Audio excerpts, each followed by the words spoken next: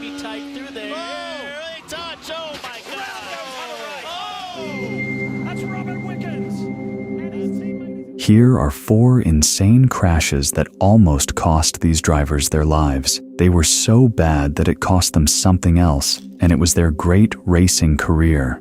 Each crash became a strong catalyst for better safety in the sport. Alex Zanardi was an Italian driver who became one of the most popular champions in American open-wheel racing. He had begun his career building homemade karts as a child in Bologna and worked his way up through Formula 3 and Formula 1 test programs in the early 1990s, though his first full F1 season in 1993 with Lotus was unsuccessful. Zanardi rebounded when he joined kart championship auto racing teams in 1996. Driving for Chip Ganassi's team, he was Rookie of the Year and then stormed to back-to-back kart championships in 1997 and 1998.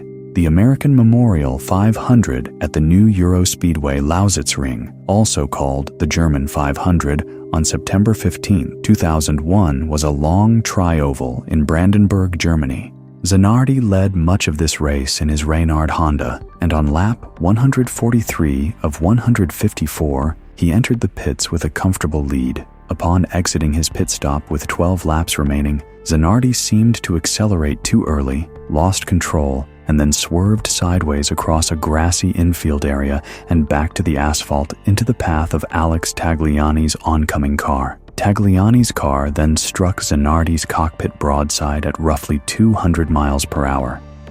Land and see what the story is for Kenny Brick. Yeah, I would suspect you're going to have to run, Gary, because you're going to be in there fairly quickly. Brett picks up the lead. And Zanardi, with a terrible crash. Yellow is out. The impact was horrible, effectively shearing the rear half of the monocoque off from the front. The race was immediately yellow flagged and run under caution to the finish. Zanardi was rushed by ambulance to a trauma center in Berlin, where doctors performed 3 hours of surgery to amputate both legs above the knees. He also had a fractured pelvis and a moderately severe concussion. Zanardi survived the crash, but it ended his top-level open-wheel career, yet it also marked the beginning of a remarkable second chapter in his life.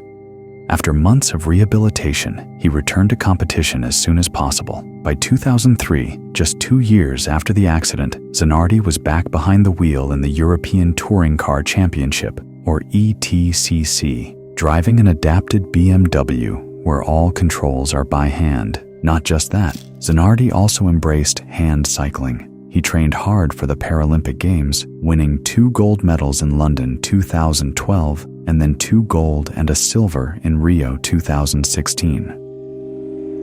Robert Wickens entered the 2018 IndyCar season as one of the most promising rookies in open-wheel racing. Born in Guelph, Ontario, Canada, Wickens rose through the international junior ranks by winning the 2011 Formula Renault 3.5 Championship and later becoming a race winner in the German Touring Car Championship. After years of success in Europe, he joined Schmidt-Peterson Motorsports for his first IndyCar season in 2018. He immediately impressed by taking pole position in his debut race at St. Petersburg and regularly challenging established stars throughout the year. By August, he had secured several podium finishes, placed 6th in the championship standings, and gained recognition as a potential future title contender. His rookie campaign brought him to Pocono Raceway on August 19, 2018, for the ABC Supply 500, driving a Dallara Honda.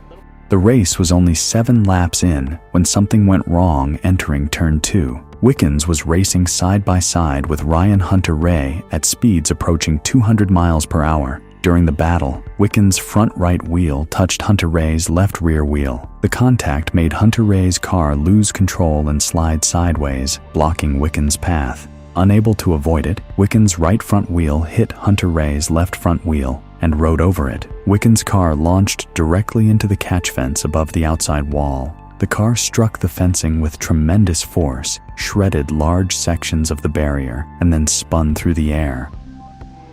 Canada's Robert Wickens. That's going to be tight through there. Right touch. Oh, my God. Robert Wickens.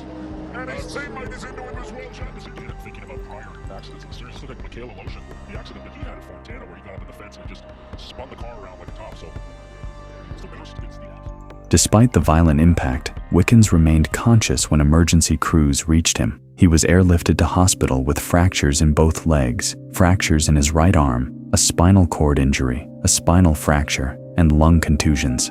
He was later left paralyzed from the waist down or faced paraplegia. Over the following months, he underwent numerous surgeries and extensive rehabilitation. Although his racing career in IndyCar effectively ended that afternoon, Wickens gradually regained partial mobility and continued to defy medical expectations. In 2022, he returned to professional racing using specially adapted hand controls, and in 2023 won the IMSA Michelin Pilot Challenge TCR class title. His recovery became one of the most inspiring comebacks in modern motorsport and reinforced the importance of advanced cockpit protection, survival cells, HANS devices, and rapid trauma care in high-speed oval racing.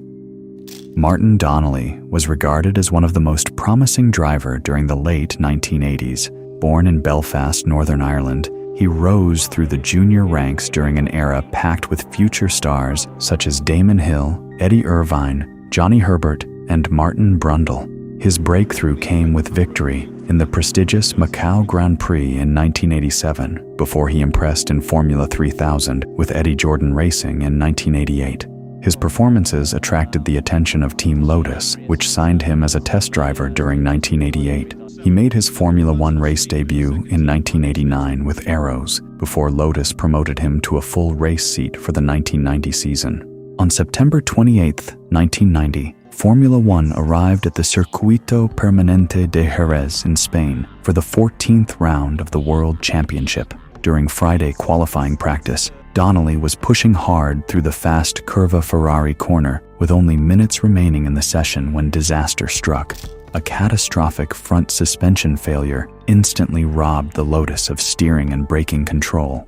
Traveling at approximately 167 miles per hour, the car slammed head-on into the Armco barrier with an estimated deceleration of 42 Gs. The impact completely destroyed the modified carbon fiber chassis, which shattered into hundreds of pieces. Donnelly was ripped from the wreckage while still strapped to his seat and thrown roughly 196 feet down the circuit. The real footage of the crash is hard to find, so I'm showing you the recreation of the accident from the Formula One movie and connecting it with the real footage of the aftermath.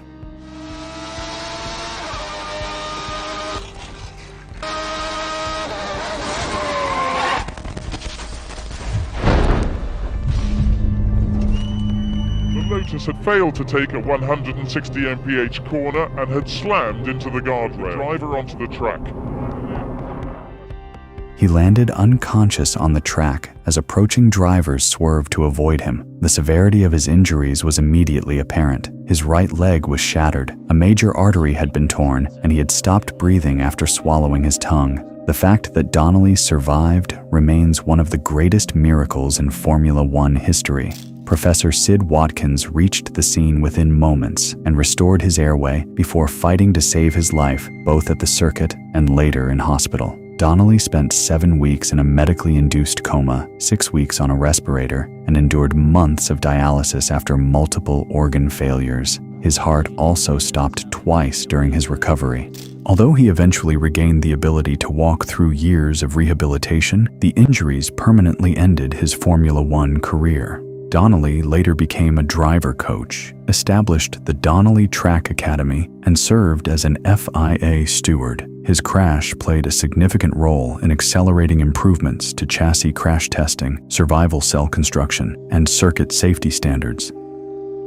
Bobby Allison was one of NASCAR's greatest competitors by 1988. Born in Miami, Florida, Allison became a founding member of the legendary Alabama Gang alongside his brother Donnie Allison and close friend Red Farmer.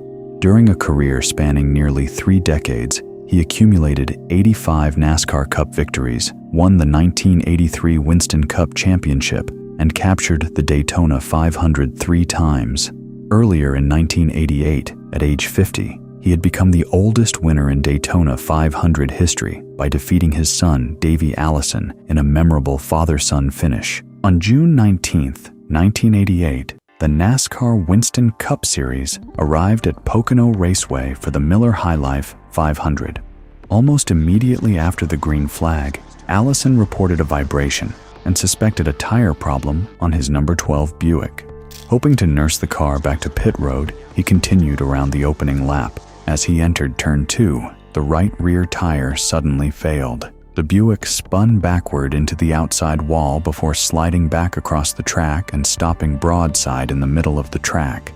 Behind him, the rest of the cars was approaching at full speed. Driver Jocko Maggiacomo had little warning and was unable to avoid the stalled car.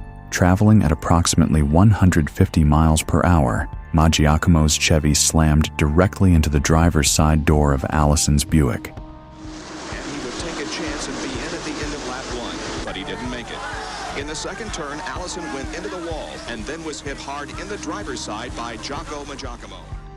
The impact crushed the side of the car, collapsed portions of the roll cage inward, and delivered an enormous lateral force directly into Allison's body. The violent collision cracked his helmet, inflicted a severe brain injury, and left him trapped inside the mangled wreckage. Rescue crews worked to extract Allison before he was transported to Lehigh Valley Hospital. Doctors battled severe internal injuries, a fractured leg, broken ribs, a bruised heart, and traumatic brain damage. At one point, he was reportedly declared clinically dead before being revived. Allison spent days unconscious and nearly 2 years in physical and cognitive rehabilitation.